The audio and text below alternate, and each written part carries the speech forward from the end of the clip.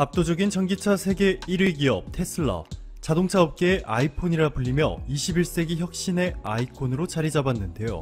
테슬라는 단순히 전기차만 만들어 판매하는 회사가 아닙니다. 테슬라는 오래전부터 솔라시티라는 태양광 회사를 인수해 지붕 모양의 태양광 패널을 만들어 일반 가정에도 판매하고 있고, 스페이스X라는 회사를 통해 이미 통신 위성 300개를 지구 상공에 띄우는 데 성공하였고, 향후 무려 1만 2천 개를 띄워 전세계 모든 지역에 저렴한 가격에 초고속 인터넷을 서비스하는 스타링크 프로젝트까지 진행 중에 있습니다. 상상 속에서나 가능한 일들을 현실로 만들어 나가고 있죠. 이렇게 빠른 속도로 테슬라가 세상에 혁신을 보여줄 수 있었던 이유 중 하나가 바로 과감한 선택과 변화입니다.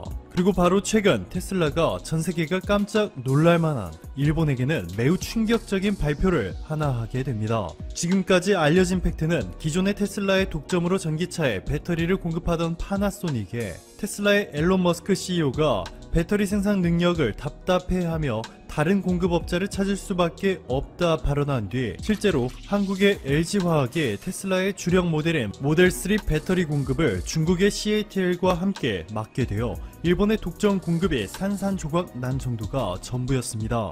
이 정도는 나눠 먹기를 하게 된 것으로 일본 입장에서 충격적이지만 절망적인 수준이라 보기는 어려웠죠.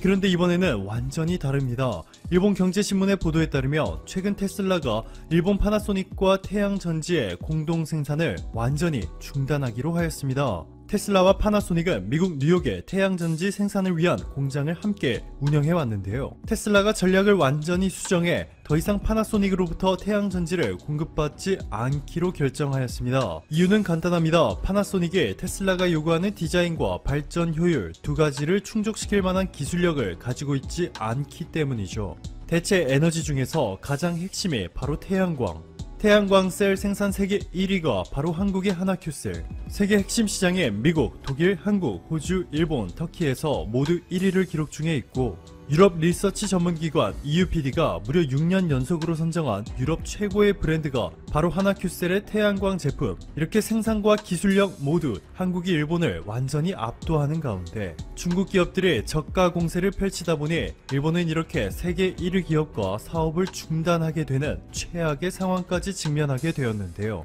반면 이 시국에도 한국의 배터리 기업들은 놀라운 수준으로 급부상하고 있습니다. 자, 우선 지난해 5월 전세계 전기차 배터리 점유율 순위를 보시면 중국의 CATL이 전체의 4분의 1을 담당하며 압도적인 1위이고, 한국의 3대 배터리 회사 LG화학, 삼성 SDI, SK이노베이션을 모두 합해야 15%가 겨우 넘었습니다. 중국과 일본의 회사들이 싹쓸이하고 있었죠. 자, 그런데 불과 1년도 채 지나지 않은 지금 상황이 완전히 바뀌어 버렸습니다. 시장조사 전문 회사 SNE 리서치에 따르면 올해 1월 기준 한국의 LG화학이 세계 1위였던 중국의 CATL을 제치고 점유율 22.9%를 차지하였고, 삼성 SDI는 2단계나 상승한 4위, SK이노베이션도 지난해 같은 기간보다 2배 넘게 상승하였습니다. 역사상 최초로 한국의 3대 배터리 회사들의 글로벌 합산 점유율이 30%를 넘어선 것인데요. LG화학은 앞으로 세계 1위 전기차 회사 테슬라의 주력 모델인 모델3에 배터리를 제공하게 되는 동시에 미국과 중국에서 1위를 기록 중인 미국의 제너럴 모터스와 전기차 배터리 합작 법인까지 설립하기로 하며 영향력이 비교 불가능할 정도로 막강해지고 있습니다. 메리 베라 GM 회장은 LG화학의 선도적인 배터리 기술과 GM의 완성차 제조 기술이 합쳐지면 전기차 시대로의 전환이 가속될 것이라며 LG화학의 배터리 기술력에 칭찬을 아끼지 않았는데요. 업계에서는 글로벌 완성차 업체의 최고 경영자가 공식적인 자리에서 이와 같이 특정 부품 회사를 극찬하는 것은 매우 이례적인 케이스라 평가하였습니다. 엄청난 힘을 지녔지만 과시하거나 남을 무시하지 않고 얌전히 있는 자를 잠자는 사자라고 부릅니다. 오늘의 잠자는 사자는 바로 한국의 삼성과 LG, 이들의 쿼터를 건드린 이는 이미 예상하셨겠지만 또 일본 기업이네요. JOLED라는 회사인데요. 일본의 소니와 파나소닉이 힘을 합쳐 만든 OLED 전문 회사로 이번에 일본에서 최초로 차량용 OLED 제품을 개발하는 데 성공하였습니다. 전세계 최초가 아니고요, 일본에서 최초로 말이죠. 지금 보시는 바로 이 디스플레이가 JOLED가 만든 제품인데요. 곧 생산을 앞두고 있다며 상당히 들떠있는 상황입니다.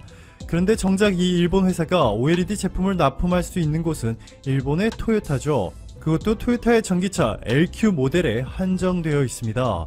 보시는 것처럼 지난해 토요타는 800만 대를 넘게 팔아 세계 1위입니다. 그런데 전기차는 어떨까요? 토요타는 어디에도 찾아볼 수가 없습니다. 정부 차원에서 막대한 보조금을 뿌리며 대놓고 자국 기업들만 편애하는 중국을 제외하면 테슬라와 르노 닛산 얼라이언스에 이어서 현대차가 4위를 기록 중에 있습니다. JOLED는 일본의 토요타를 시작으로 글로벌 브랜드들로 영역을 확대해 나가기를 기대하고 있는데요. 완전히 잘못된 생각이죠. 일본은 OLED 후진국입니다. 지금까지 구식 기술인 LCD만 집착해오다가 일본의 디스플레이 산업이 완전히 몰락하였고 그나마 지금까지도 애플의 아이폰용 LCD 패널을 공급하며 하루하루를 겨우 버티고 있는 마지막 디스플레이 기업이 바로 재팬 디스플레이죠. 재팬 디스플레이는 삼성이나 LG 디스플레이에 견줄만한 OLED 기술도 대규모 생산 능력도 갖추고 있지 않기 때문에 어떻게든 한국 기업들에 대한 의존도를 낮추려는 애플마저도 삼성으로부터 아이폰용 OLED 스크린을 공급받고 있는 상황입니다.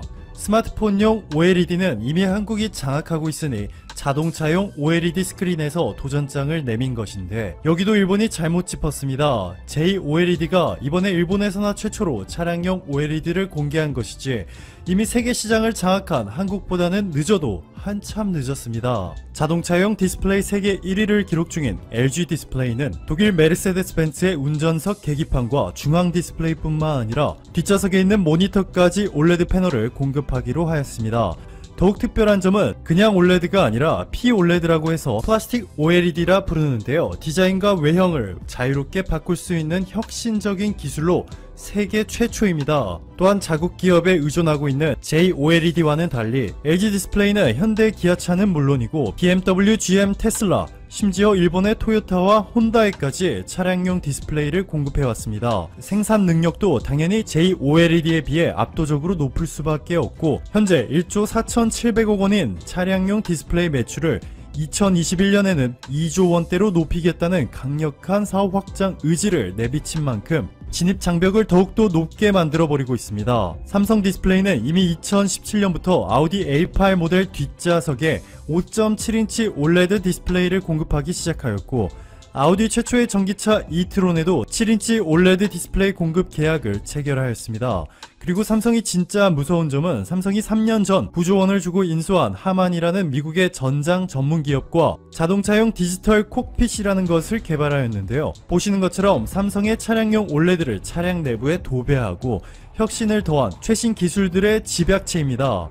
이번에 겨우겨우 처음으로 차량용 OLED 패널을 개발한 일본보다 말도 안 되게 앞서 있는 것이죠. 사실 JOLED는 재팬 디스플레이가 보유한 자회사입니다.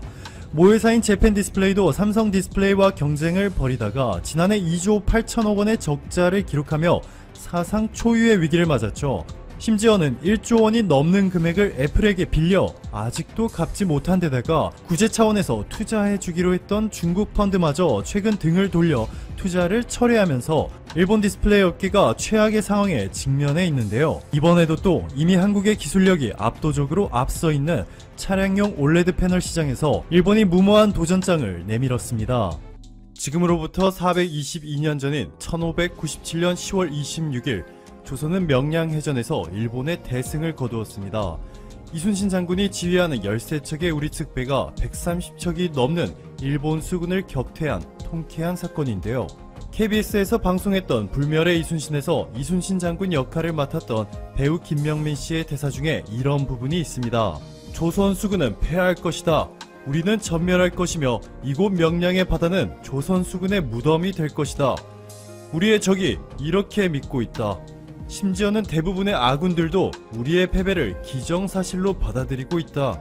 이순신 장군은 일본이 조선을 얕보던 심리를 이용해 수로가 좁은 협수로로 유인해 단번에 일본 수군을 격파할 수 있었던 것이죠. 명량해전에서 조선에 호되게 당한 일본이 422년이 지난 2019년에 한국의 똑같은 실수를 저질러 버리고 말았습니다. 일본의 반도체 소재가 없으면 한국의 반도체 산업이 초비상사태에 빠져 일본이 원하는 것을 모두 들어줄 줄 알았지만 실상은 전혀 그렇지가 않았습니다. 일본의 대한국 반도체 소재 수출 규제는 올해 7월부터 시작되었는데요. 최근 산업통상자원부와 한국무역협회가 발표한 자료에 따르면 10월 1일부터 25일까지 한국이 수출한 반도체는 2557.2톤으로 지난해 같은 기간 대비 16%나 늘어난 것으로 집계되었습니다. 올해 1월부터 10월까지 누적 수출 물량을 봐도 29,834.1톤인데요. 지난해보다 5% 넘게 상승한 수치입니다. 올해 한국의 반도체 수출 물량을 보시면 6월까지는 마이너스 성장률을 기록 중이었는데 오히려 일본의 수출 규제가 시작되고 나서부터 갑자기 두 자릿수 상승을 보인 것을 확인할 수 있습니다. 오히려 일본의 규제 때문에 삼성과 SK하이닉스로부터 반도체를 받아쓰던 글로벌 기업들이 수급 문제를 우려하여 더 많이 사들이고 있다는 것이 업계 관계자들의 일관된 의견입니다. 게다가 빨리빨리 문화를 오래전부터 장착한 한국은 역시나 상상을 초월하는 스피드로 국산화를 성공시켜버리며 일본의 수출 규제를 완전히 무력화시켰는데요. 이와 관련한 시원하고 자세한 내용은 이 영상을 참고하시기 바랍니다. 자, 여기서 이런 걱정을 하시는 분들도 계세요. 한국의 반도체 수출 물량은 늘었는데 수출 금액은 떨어졌잖아 라고 말이죠. 자, 그런데 이것을 먼저 보시면 마치 인천공항에서 뉴욕행 여객기가 힘차게 이륙하는 듯한 각도의 이 상승 그래프가 바로 대표적인 반도체 지표 중 하나인 필라델피아 반도체 지수입니다. 지금까지 일시적으로 반도체 가격이 하락한 적은 몇 번 있었지만 절대로 흐름이 꺾인 적은 단 한 번도 없었죠. 너무나 당연한 것입니다. 4차 산업혁명이라 하면 여러분들은 어떤 산업이 떠오르시나요? 빅데이터, 블록체인, 인공지능, 로봇, 양자암호, 자율주행, 5G 등의 4차 산업혁명을 이끌어갈 산업으로 포함되고 있죠.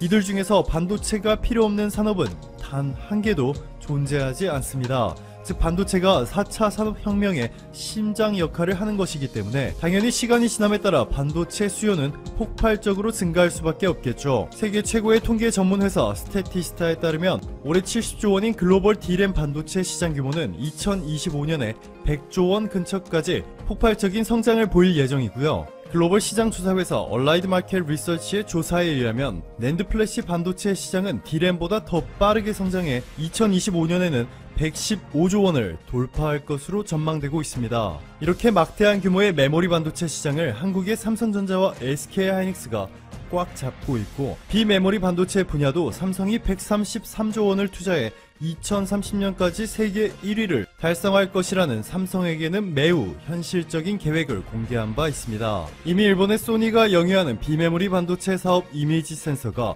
삼성의 기술 속도를 쫓아오지 못해 주요 고객 상당수를 빼앗겼고요.